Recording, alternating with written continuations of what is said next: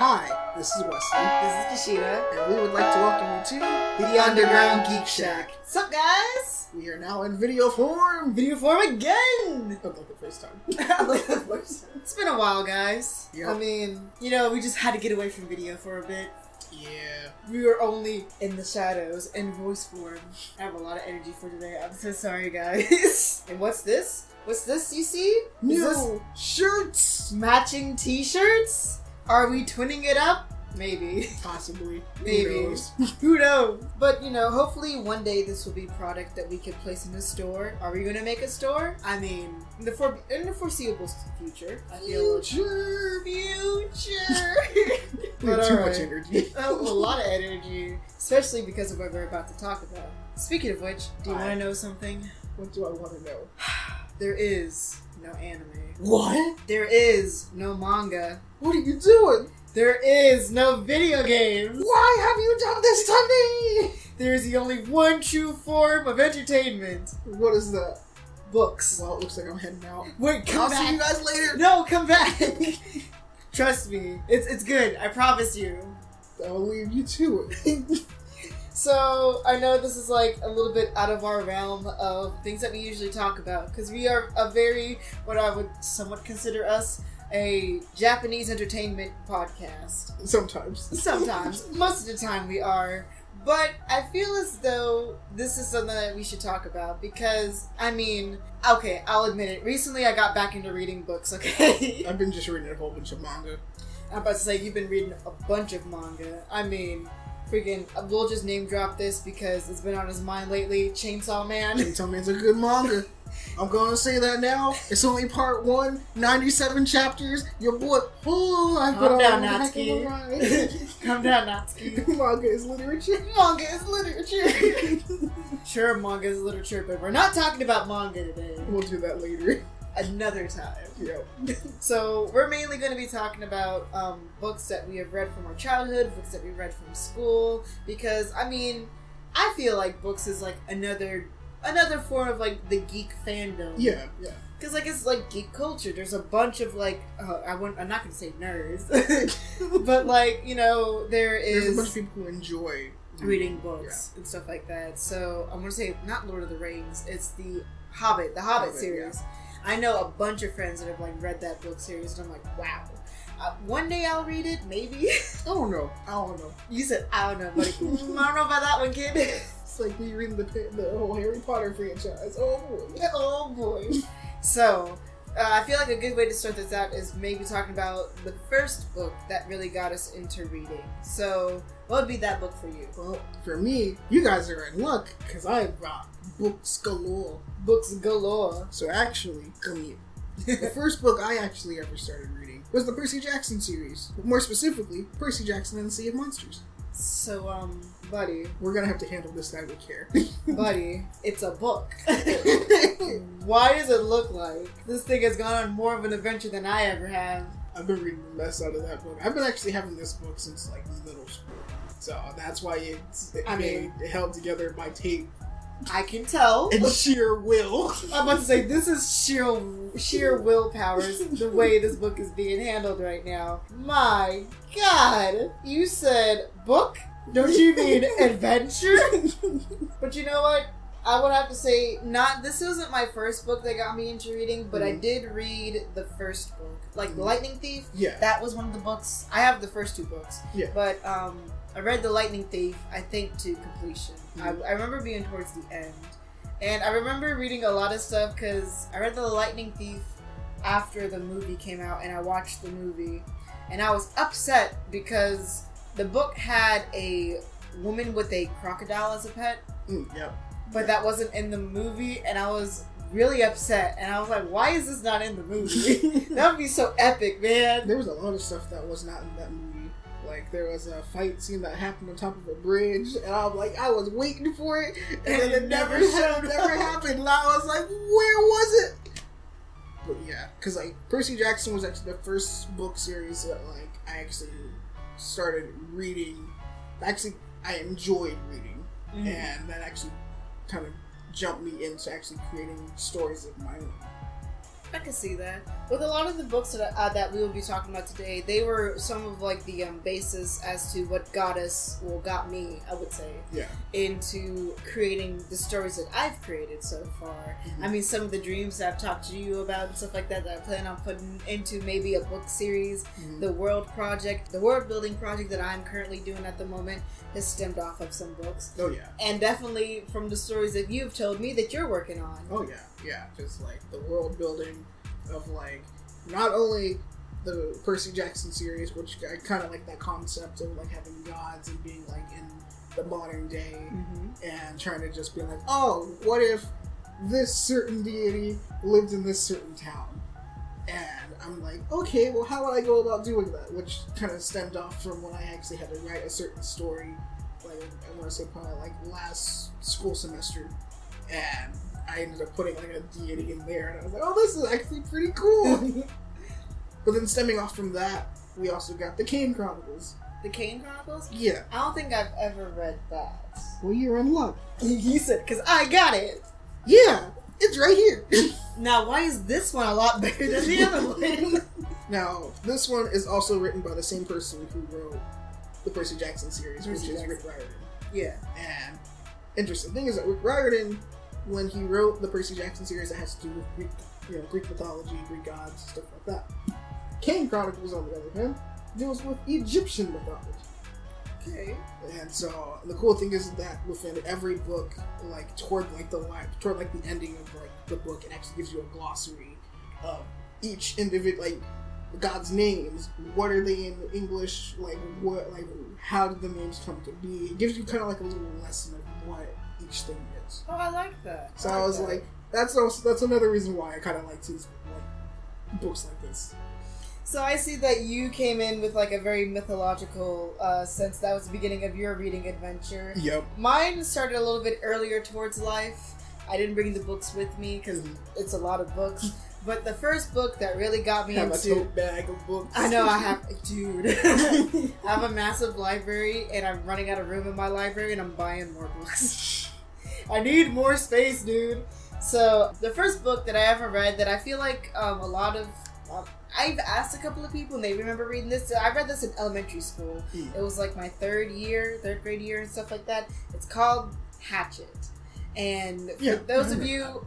Oh, you remember it? Yeah. So, for those of you who, it sounds familiar, but you need like a little bit more of a hint, Hatchet is about a book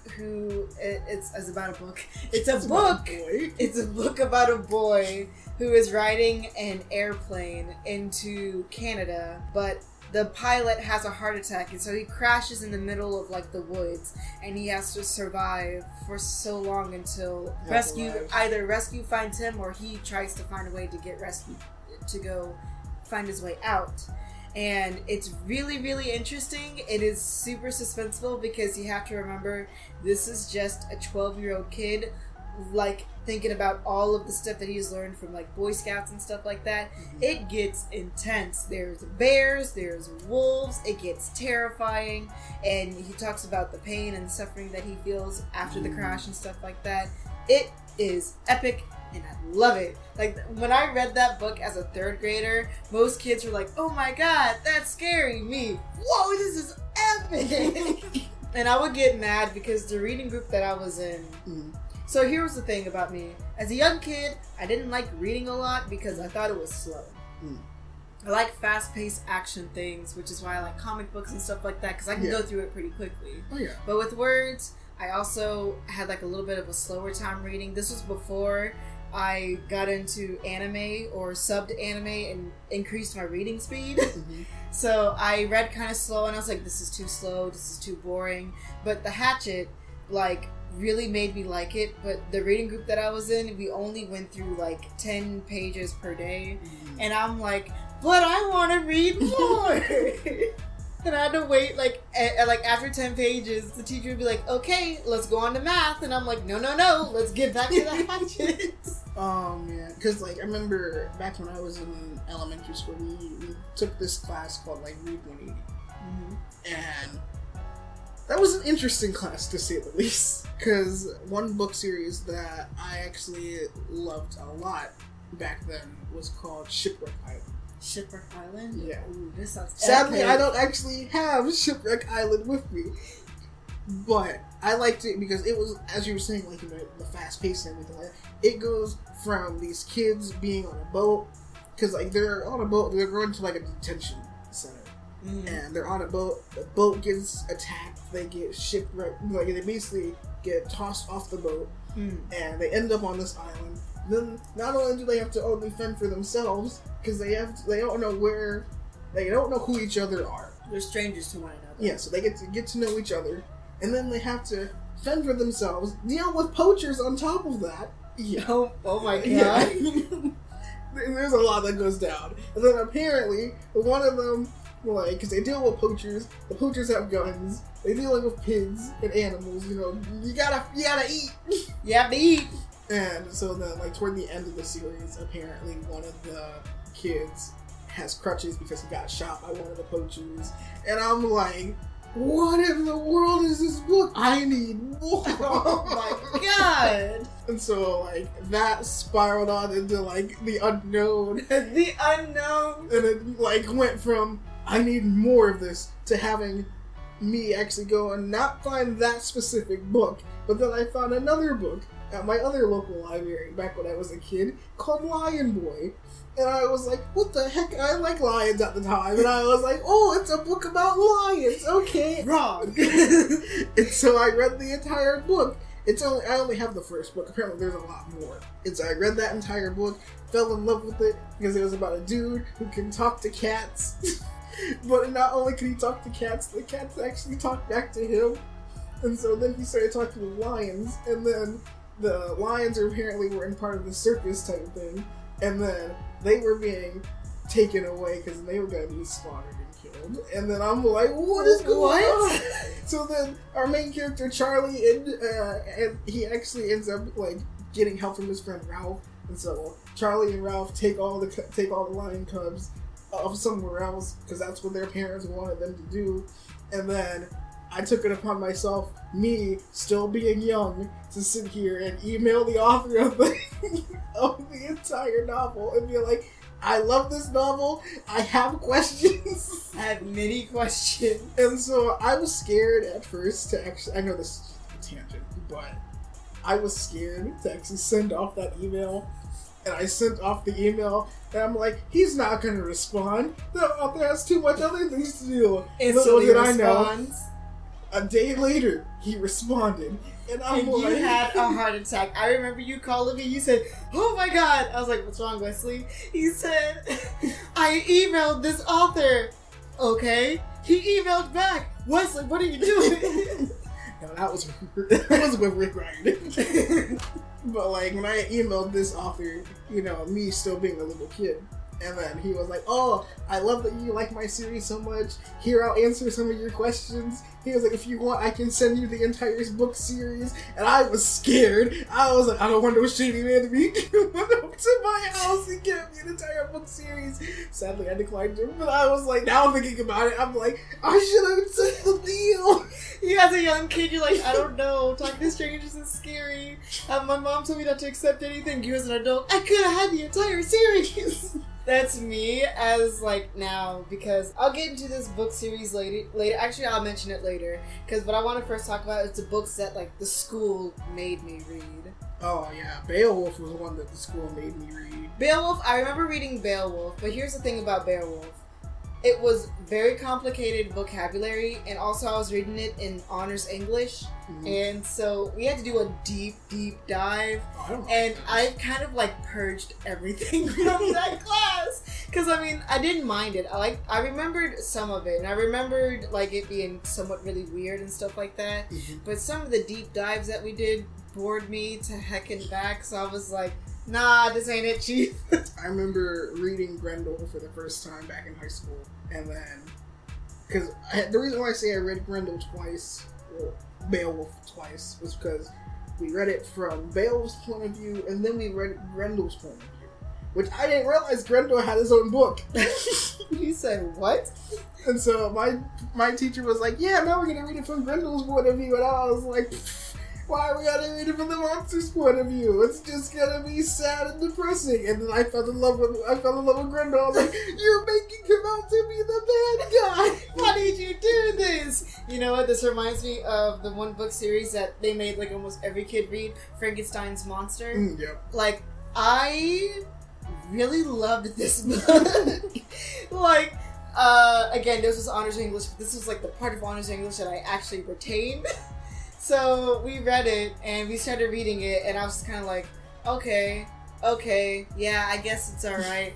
But the more we got into it, I was like, oh. I really, really loved this book. I just remember like dissecting all the letters that was being sent, and we're like, we would be stuck on one letter for like the entire class period, and we're like, what do you think this actually means? It means he did this. Continue. Like, man, there's been like so many, because like that was one book I had to read. Another book I had to read was Sir Gawain and the Green Knight, which was Arthurian legend and whatnot, and apparently now they're making a movie about it. Interesting. I've heard about it. But like I don't know. That was an interesting one. I don't know much about the Knights of the Round Table, like Sir Gawain and the Green Knight. Mm-hmm. It wasn't the Green Knight evil? Supposedly. Yeah. Because it was a creation of Mordred. Not Morgren. Morgren, I'm thinking of freaking Pokemon. Mordred. Yeah, because it was a creation of Mordred. But it was interesting because, like, it was mainly to test Gawain's loyalty to Arthur. And it was like at first, like when you see the knight walk into to the gallery hall with everyone, and you're just like, oh no, it's a big bad knight. What does he want? And then he's like, fight me, and I'm like, what? And he's just like, huh? He's just like, yeah. Any one of you can get a clean head off me in 1 year's time. I get to do the same thing to you. And so Gawain comes in, chops off the dude's head. And I'm like, okay. Oh no. I was like, okay. That ended pretty quickly. But then it doesn't end there, because the knight picks up his head and looks at Gawain. And he goes, you did good, boy. 1 year's time, come meet me in the forest. I got the same thing to you. And I'm like, what? And then this knight just walks out with his severed head, and he's just like, I'll see you guys in a year. That is so creepy. So, this is a mini side tangent, but, okay, I'm slightly going to bring in video games to this. Mm-hmm.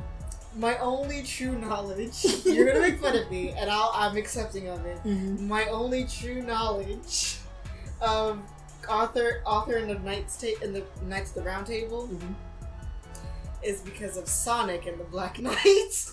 Understandable. Yeah, because didn't that have like some correlation to Arthurian legend? It was or whatever? Basically Arthurian legend, but Sonicified. Yeah, I remember that. It's cheesy. You're not wrong, because when I was a kid, I wanted to actually get the game. Only because he had a sword. I have the game, and I've played it almost to completion. I'm stuck at younger me got stuck at a part. Mm-hmm. I'm sure if I play it now, my you'll probably be able to Giga brain could get it. Watch, I play it, and I'm stuck on it again. I'm like, what am I doing wrong? But no, like, in all honesty, like, that's my full knowledge of, like, King Arthur and the Knights of the Round Table. Yeah. And sadly, because of Sonic and the Black Knight. Yeah, like, that was one book that I read. Another book. I did read the Magic Treehouse series. Was that one that the school made you read? Yeah, kind of during, like, elementary school. Only because, like, when they, I don't know if your elementary school ever did this to you, they shoved you into the library, and they just said, pick a random book, and then just open it up to a random page. If you complete that page, you'll be able to actually read that entire series or whatever. So here's the thing that my school did, right? Yeah, that's what my school did. They were just like, go at the books. So the school, like, every once in a while, we go to the library and you have to pick out a book and read right then and there. But my school also, I don't know, do you know about AR points? Oh, yeah. So, oh my god. So, let me tell you, man. Me and my mom helped me out. So we had family reading night. It was every Wednesday night. You'd go there, and they would order food, and it would be from 5:30 to 7:30, so it's 2 hours. You read books, you do your AR tests, and you get points from them, you turn them in, and you help the school raise up their AR points. Yeah. Let me tell you, I put a massive amount of points in that collective AR thing, because let me tell you, there were separate goals that we would have to reach. So, one, I know this is a weird side tangent, but I love it because reading just brings me back to childhood. So these AR points, man, one was like, okay, each grade on a separate day gets a pizza party. Yeah, oh yeah, I remember that. I remember that. We got those. Two, the second goal was like ice cream party and stuff like that. The third goal was like a free day, so each grade for a certain amount of time would go into the gym or like outside in the field, in the playground, and they would play for like a couple hours and then they would switch over. It was basically an entire free day where we didn't learn, we just watched movies, play games. It was fun. I remember one time we had the pizza party, but the pizza never came. Our pizza came. But no. So then the final goal was what we always reached for, and it was epic. So my principal at the time, when this was like really like hidden, it was her name was Miss Humphrey, and what she would have to do, the final goal was, the first time she did this, the final goal was she had to kiss a pig. What? Yes. Okay. She had Charlotte's Web. Okay. She had to kiss a pig, and let me tell you, when we found out, we said, "All right, bet." So we were reading, and we reached that thing. We even went above that goal. We got something else special. I can't remember exactly what it was, but we basically doubled the points that we had to get. And so the day came, and so what sucked for her, well, it didn't suck, but it was funny. She had to kiss a pig twice, because we didn't have a school auditorium. It was in the gym, and you can only fit so many kids in the gym at once. So it was kindergarten through second grade, went in to do the school assembly, where she talked about how proud she was of us being able to reach our reading goals. She explained to us how reading was important, and then at the end, she introduced us to the pig, and she kissed him. She kissed him on the snout, but like as a little kid, you're like, oh, she kissed a pig! There was like photographers there. And oh my gosh. So like I said, she had to kiss the pig twice, because kindergarten through second grade went in, and then third through fifth went in for the second school assembly. And I'm like, bro, she had to kiss a pig twice. But no, so that was like epic, right? But no, after she left, instead of reaching goals like that, we would, for 2 months, they would do a thing where, depending on how many AR points you got, you get Hershey Kisses. So let me tell you, I was that kid that would always get 100 points. Like if you got 100 on your AR tests, and depending on how challenging the book was, you get either 5 or 10 pieces of Hershey Kisses.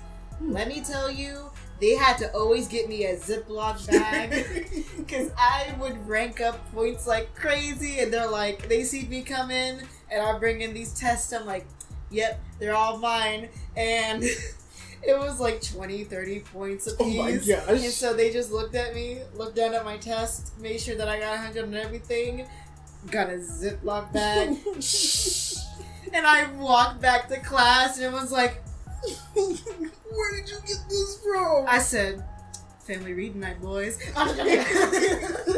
Oh my god, I'm sorry. I just had to go on that side tangent. No, you good. Like, good lord. You over here like, I got my money. See ya, boys. See ya, boys.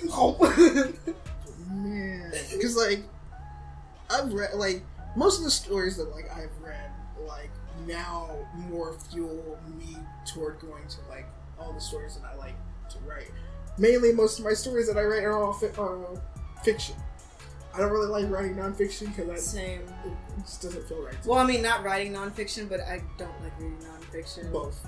Yeah. Okay, so there was one class that I had to take in college. Still in college, but yeah, there was one class that I had to take, and I had sworn to myself I was never gonna pick up on nonfiction. They said, "Too bad, son. You have to read." Well, because like this was the class that Shane and I had to take. And so the thing for this class was that we actually had to pick a book from an author that we did not know. And so me being a booksamilian scrolling through all the authors, and I'm like fiction author, just trying to find all the fiction authors I can. And I found one, but when I found the book, it was actually a non-fiction book. And so I thought it was a fiction book because it was like the Great Detective Case or whatever. And so I took it, bought it, and it was funny because the cashier looked at me and looked back at the book. He said, "Are you sure you want to buy this?" And I was like, "Why not? It's a fiction book." And so I grabbed the book, come home, and I'm reading it. I'm like, and I got bored real quick. Like, I wasn't even done with the first chapter. I was like, what the heck am I reading? And then I remember I gave it to my mom, and then she's like, "Dude, you bought a non-fiction book." And I was like, "Take me back. I need to get a fiction book." He said, "Take me back. I'm not doing it." Because I remember I even went back to my professor. I was like, "I swore I would never get a non-fiction book." And she was like, "Why?" She's like, "Oh, I get you don't like reading non-fiction." But then she's like, "Wait, you bought a non-fiction book, didn't you?" I was like, "Yeah." She's like, "You got bored of it really quickly, didn't you?" I was like, "Yeah." Because, I mean, I'll be honest, like, I'm not saying that all non-fiction is bad. There's some non-fiction that's, like, interesting in theory. I guess you just gotta find the ones that kind of, like, speak to you in a way. Because, I mean, these are books that I'm not going to talk about. I'm not going to go into detail here in this episode. But I took a samurai traditions class in college, and we had to read a bunch of, like, stories from back then. And then we had to read about, what would be considered the modern-day samurai of Japan. And leading up to this, we had to read about Pearl Harbor and stuff like that. Yeah. And I'll admit, some of the books that I have, because I still have all those books, some of the books from those times are interesting. It's like depressing at the same time, because you're like, oh yeah, this actually happened. Yeah. And I'm reading it from the Japanese point of view, and so it's even more sad because you're like, oh, yeah. Oh, it gets sad. Oh, it gets so sad. But they're nonfiction, and I like World War II stuff. So, like, it has to be a specific topic for me to take interest in. If it's about, like, the economics and stuff like that, or... I think that was the thing, was that, like, within that first chapter, it said it's breaking down, like, taxes and whatnot. And I'm like, what? I didn't come to this book for taxes. But so, this one book that you brought in... Oh, yeah. This one book, like, actually, it's funny because... This is a book called Bird by Bird by Anne Lamott. But you gotta say the entire name. We can show it off once again. But it's called Bird by Bird. Some instructions on reading.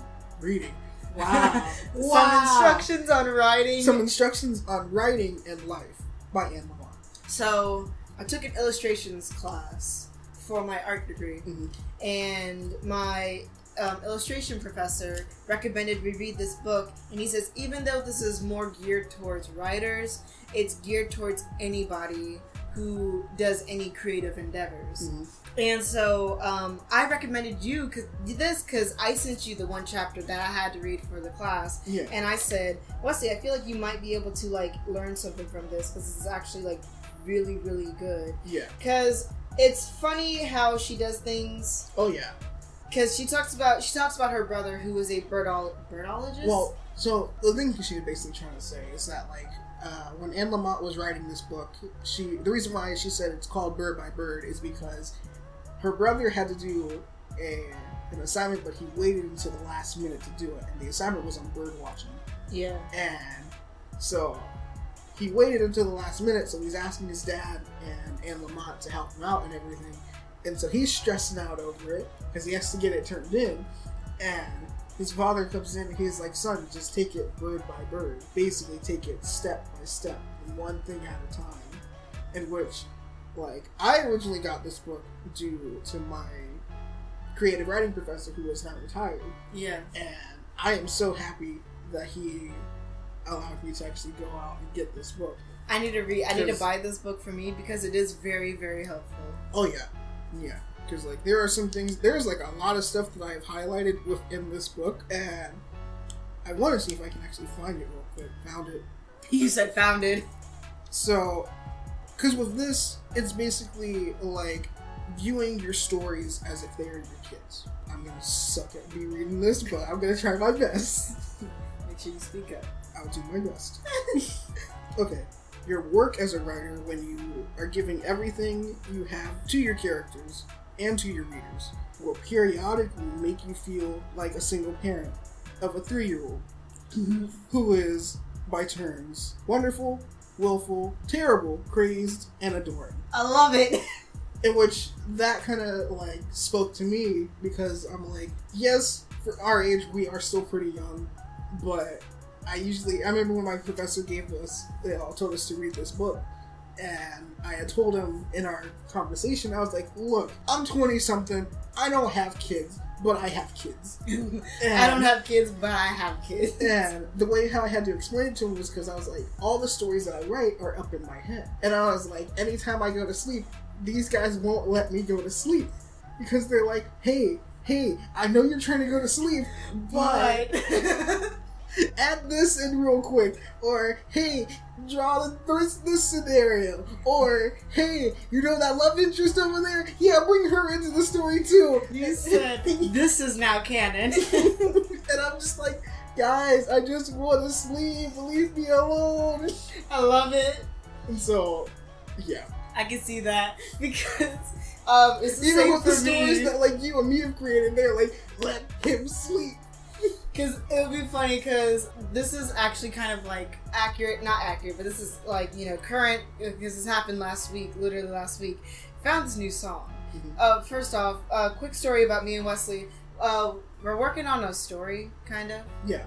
And well, because we worked on the storyboard like yesterday. Yeah, we worked on a storyboard yesterday, and so our minds have been on this story as of late. Do you think we should just name drop the story? Nah, let them wait. Let them wait on it. We can let you guys wait. We'll talk about it more once you're fully confident in the complete story. Yeah. But so, quick backstory. Me and Wesley tends to make our best ideas whenever we listen to music, and then we'll kind of like bring it in, tie it into it. And so with this story that we've been working on lately, we had a lot of good ideas going into it, and it's still going on pretty well.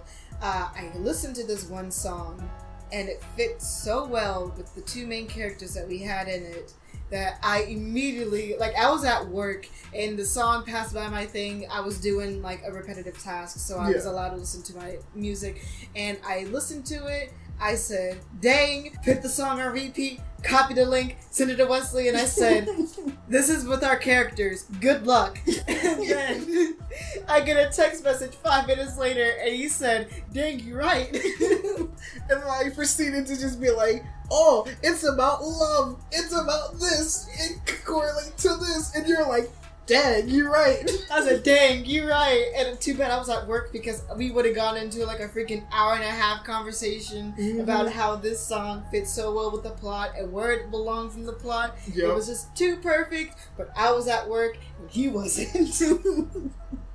Yeah, I was at home. I was sitting here typing out notes on my computer. You said, yeah. Oh, go on. Continue. I love it. Oh, but yes, definitely with the our characters are our children. Yeah. With the characters that we have created together, they're definitely our children. We have joint custody of them. I have them most of the time. He gets them on weekends and holidays. Sometimes they sneak their way over. They sneak their way over when I'm just like, go to your dad. So, enough with school. Because, there was a lot of books that I've read that the school made me read, and I was like, yeah, I'm down to clown with it. But let's go on to the books that we have chosen to read outside of school. 39 clues. You said immediately 39 clues. Would you like to explain what 39 clues is about? 39 clues is it's a really fun roller coaster. But basically, it's a book about these two They're siblings. Yes, thank you. It took my mind a minute. But you got Amy and Dan. And I'm surprised I was able to remember their names so quickly. I was about to say, I remember reading the first part of the book, but I don't remember the names. And, because, it's from one person's, they're the one who actually came up with the concept for 39 Clues. And then apparently each individual author wrote the scenario for 39 Clues using Amy and Dan. And it's basically like an overarching story of, trying to, basically, like National Treasure kind of. It's like, because like apparently their grandmother, who was world renowned and she loved to travel the world, hid she calls them 39 clues, and she hid 39 clues all over the world, so each clue goes to something different that the grandmother wants her two grandchildren, who she really holds in high regard, to find this one thing before anyone else in the family actually finds it. Because I want to say, like, didn't it start out with, like, they were at the grandmother's wake, and, like, they meet the other they meet pretentious... they meet their other family members. They're, like, pretentious and snobby, and they're like... yeah, like, some of them who are, like, part of an actual secret spy organization, and you're like, who are you people? Why are you here? Because, like, the first book that I actually have of 39 Clues is actually book 3, which is when they go to Egypt. And I was like, I fell in love with that one. And then, it's because the way how I collect books is kind of, like, sporadic. So I have book 1, I have book 3, I have book 11, and then I have book 2. I can't do that, but then again, that has happened to me once before, and I'll talk about that here in a second. Like... Oh my gosh, I know that struggle so bad where you're like, oh, this book looks interesting, starts reading it, I feel like I'm missing out on something. This is book 3 of the 7-part. Dang, it! Because, actually, you know what, I can bring this up now. There was a point in time where every Wednesday I would go to Walmart and it would be me and my grandmother and my mom. My mom, after we do our normal grocery shopping, me and my grandma would immediately walk to the book section. Usually I would get like those cheap novels, like, you know, I never got the romance novels because they're trashy. No, I'm not saying they're all trashy, but a lot of them are like $5 smut fests. So I didn't get those. I go more for the anime, not for the books. I went there because, you know, I was like, dang. At first, I would see if a new Shonen Jump was out, but then my grandma was like, why don't you get an actual book? And I was like, okay. So I would get away from the magazines, sadly. And I actually found, like, a bunch of, like, apocalyptic, like, novels and stuff like that. Mystery novels, Who Killed Who, and stuff like that. They were alright. But then I saw this hardback book. It was called Never Fade. Never Fade? Yeah, Never Fade. And I was like, ooh, and the cover looked epic as heck. I was like, I don't know what this book is about, but I'm gonna get it. Yoink. Yoink. And I got it, and I opened it, and I was instantly confused. And I was like, this does not feel like the beginning of a book. So, my 3 brain cells was like, check the front of the book. And so I did. And then I realized this was the second book of a book series called The Darkest Minds. And I was like, dagnabbit. I can't read it now. So it wasn't until recently where I ordered the entire book series, which is what brought me into wanting to talk about books today, The Darkest Minds. I bought the entire series and I'm reading it like properly now, because like you, got the second book of the series and I was like, dagnabbit. See, the thing I ended up doing was that, like, for the whole 39 Clues, because I used to order, like, book, like, not like the actual physical book, but like I used to get like cassette tapes to like put into like this little cassette player that actually has like the audiobook on it. So I basically just listened to the entire series through audiobooks. Then I got to the last part and I was like, oh, this is good, and then like it's like getting up to like a climactic part and then it just shuts down and I'm like, is that it? I want more. I want more. So, like, that was me with books that, like, I had to read for class, but it was just so boring, and I was like, oh. But with books that I was, like, really interested in, I was actually able to read it on my own. So, I'm going to reverse back in time real quickly for a little bit, because these were books that I didn't have to read for school, but I read, and I loved them so much. Diary of a Wimpy Kid. Oh, yeah. Still have that. Big Nate, I still have, too. Big Nate, yeah, I have Big Nate too, and I read that one as well. Oh, that was also really good. Goosebumps. Oh, Goosebumps, yeah. My favorite Goosebump book is called Shocker on Shock Street. It's basically about these 2 kids who go into an amusement park that's based off of like all types of horror films and stuff like that. Oh, I'm trying to remember. There was one that had to do with like a scarecrow. That one was my favorite one. I'm trying to think. I read a few Goosebump books. But when you were talking about like them going to like the amusement park and all that, that reminded me of Dang it, what was it? It was like Magic Kingdom. Magic Kingdom?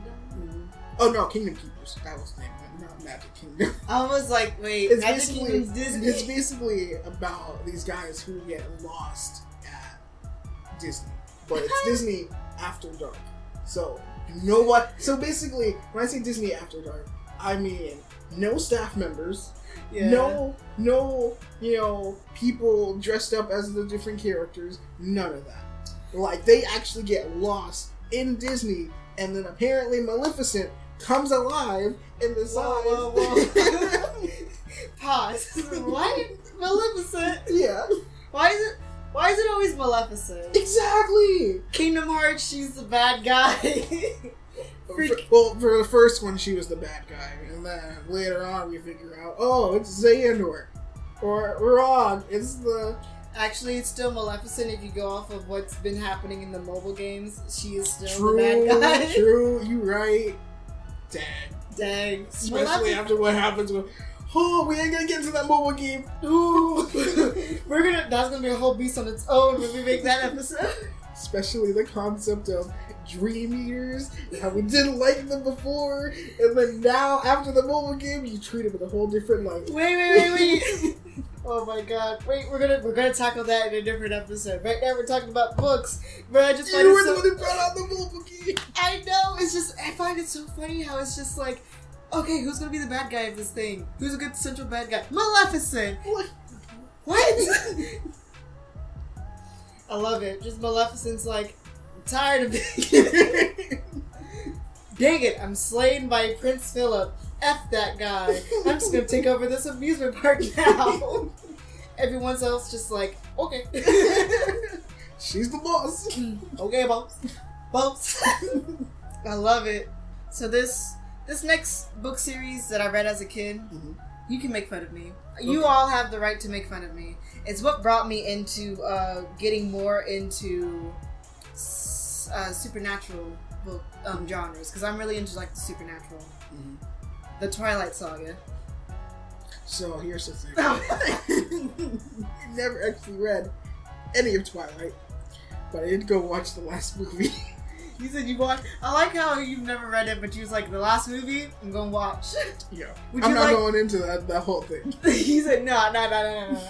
It's so random. What's funny is, my father, he's never watched any of the Twilight movie. Well, he never watched the first one. Actually, no, wait, hold on. So, this is an interesting series of events because we was at a friend's house and they had, like, movies on demand. Yeah. And I said, ooh, the Twilight, it was like Breaking Dawn Part 1. And my father was like, what's this? And I was excited because I already read the book. I was in the middle of reading the book and stuff like that. And I already watched the movie. I said, ooh, it's part of the Twilight series. And he was like, you seem really excited about it. Well, watch it. I forgot. There was a sex scene in there. And so I was watching through it. I was like, yay. But then when it was coming up to it, I was like, oh no. And then we watched it. And I was sweating. I said, I was waiting for it to pass by. I said, hurry it up. Hurry. In my mind, I was like, God, I forgot how long the scene was. It didn't go on that long, but it felt like it went on forever. And then when he finished the movie, he was like, I can see how that was interesting. And I was like praying to God he never talked about the sex scene. And I was so happy. And then he was like, I kind of want to watch the first movie now. And I said, interesting. We'll watch the first movie now. But no, sorry. That was a mini side tangent. I just remember just sitting there, just so scared. I was like, I was thinking about the Hunger Games. I have never watched the Hunger Games. I've read the first book of Hunger Games, and then I went to actually go watch the film, and that was actually a pretty good film.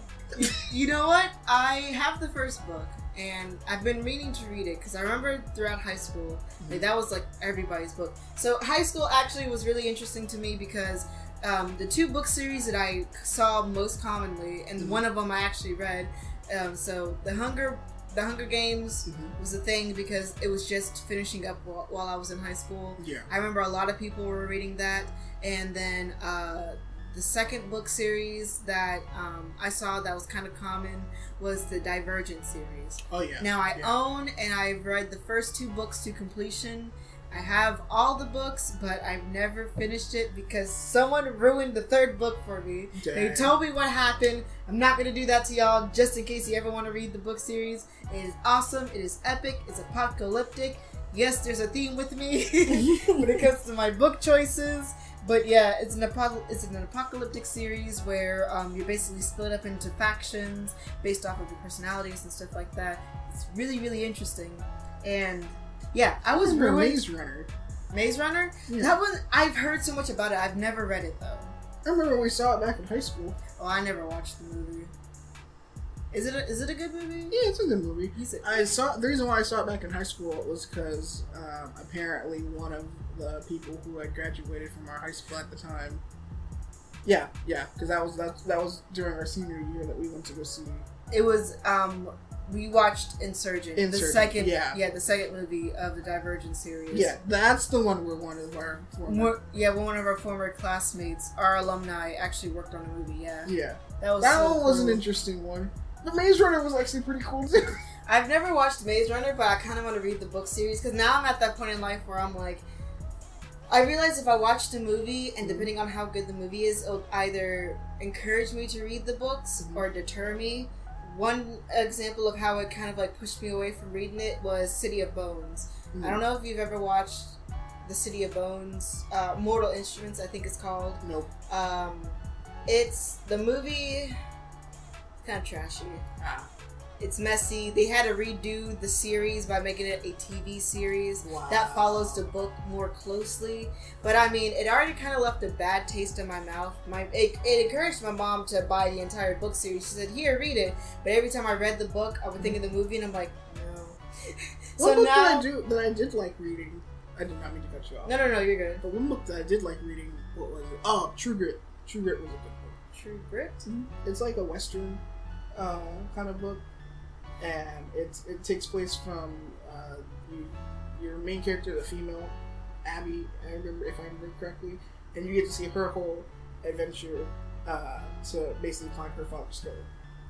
Nice. And I was like, okay, this is actually pretty cool. And then we actually watched the film, and I was like, this is enticing me to read this book all over again. Hold on. I'm trying to remember. Which book? Oh, okay, cool. So that was back in college. This is high school for me. I bought the second book to this series, and I didn't know there was a sequel to it. But do you remember Abraham Lincoln, the Vampire Slayer? Yes. So I watched the movie. It was actually really good. And I found out that it was a book. It's a book series. Well, at the time it was only one book, but I accidentally bought the second book to it, which I didn't know they made a second book. And I'm like, dang, now I need to read the first book, even though I read the movie and watched the book once. Yes, even though we all do that. Even though I watched the movie, I want to read the first book. So I see that we're coming up towards the end, and we've been talking about books. So quickly, I would like for us to, each mention a couple of books that we want to read in the future, because I have a couple that I actually want to read to completion.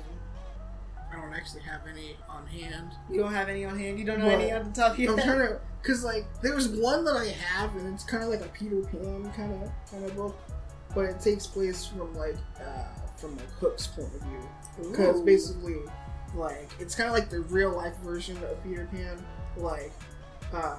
But what if the kids were grown up and trying to fight back against Peter Pan? Interesting. Because for those of you who don't know, with Peter Pan, basically the fact is that Peter Pan doesn't want to grow up. Only do because of the pixies. They were the ones who basically cast the curse onto him of not wanting to grow up, so he remains a kid. The only bad thing is that when he brings kids over, he's like, hey, go fight Captain Hook. That's because Captain Hook is actually an adult. He actually lived through what Peter Pan had gone through, and that's why Peter Pan's trying to take him out, along with all of everyone else that Hook has with him.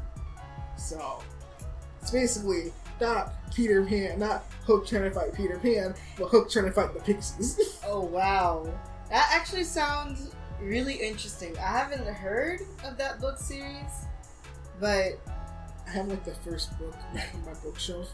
You said back on my bookshelf. I still want to read Kingdom Keepers. I have the first 2 volumes of that. I have the 5. I finally remember the name of it. It's called 5 Kingdoms. It has a dragon on the front of it, but it's not Aragon. But it's called 5 Kingdoms. But I only have book 3. It's funny that you said Aragon because I got this entire book series as a Christmas present. Mm-hmm. I've yet to finish reading it though. I started reading the first book, but then I got distracted by other things, and so I need to read the whole series because I heard it's actually really good. In that it started off, it's like the story from a 12-year-old, and I'm like, wow, a 12-year-old wrote this, and it became famous, so I need to read it. I don't know if any of you guys listen to the podcast called Welcome to Night Vale. Oh yeah, but you know I'll listen to that. I know, I introduced you to it. And I freaking love it. Like, Welcome to Night Vale. Now I'm actually caught up with it. Welcome to Night Vale is like one of my favorite podcasts. It made me get into podcasts a lot more. And they have a book. It's the first book that I have, and I started reading it, and I never got through it because it was before classes started up for me in college, and I became too focused on classes that I would forget about what happened in the book, and I had to reread it. It's funny, but it's not. I just want to finish the book, dang it. I mean, heck, because like I've listened to the Alice Isn't Dead podcast from the people who wrote Welcome to Night Vale. And apparently that's actually a book. And I was like, wait, this is a book? You said, wait, a book? I didn't realize it until like toward the end of the podcast when they were like, oh, here's excerpts from the book. And I was like, I'm not actually going to get this now. Let's see. I know I said I was going to try to keep anime out of this, but we're going to go into anime territories right now.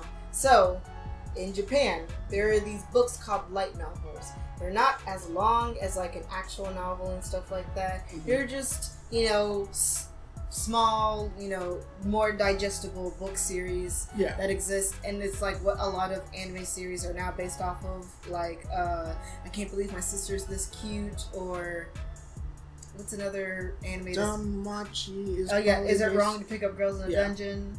Well, because that's based off of a light novel and a manga. So the book series that I want to read, that I started reading in Japanese because I wanted to improve my Japanese skills, is the Monogatari series. If you know about Bake Monogatari, there's some more. I can't remember all the names, but it's basically each of the titles have Monogatari in it. Yeah. And it's really, really interesting because the animation and the anime... I've been trying to find the Monogatari series. The anime itself is beautifully animated. As a meme, the most famous scene from that anime series is the toothbrush scene where he brushes his sister's teeth. Yeah, I remember that. Like, a lot of people know it because of that, and they're like, what is this anime? And they watch it and they find art. Apparently, the light novels are all pretty good, and I want to read it, but in Japanese. I know there's probably an anime that's like, has to do with like a katana or something like that. Like a dude who... Like, he knows the way of the sword, but he doesn't actually use a sword. He uses his hands to fight. His hands are sharp like a knife. But apparently it's from the same people who wrote the Monogatari series. I'm gonna have to read this now. What? Yeah. That's epic.